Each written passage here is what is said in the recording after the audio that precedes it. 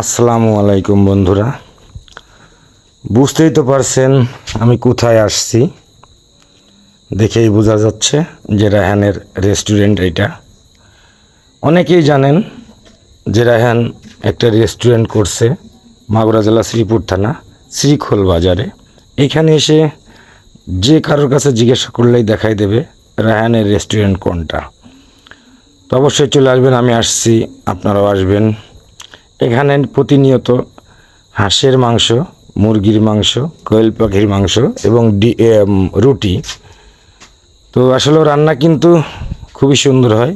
রান্না করে যে রুটি বানাচ্ছে আমাদের শরীফুল ভাই, পাশে জহর আছে আলীর হাজব্যান্ড। তো শরীফুল ভাইয়ের রান্না যে এত সুন্দর আগে জানতাম না, যে শরীফুল ভাই রান্না করতে পারে সেটাও জানতাম না। তো এখন রায়হানের রেস্টুরেন্টে রান্না করছে, তাই মাঝে মাঝে খাচ্ছি।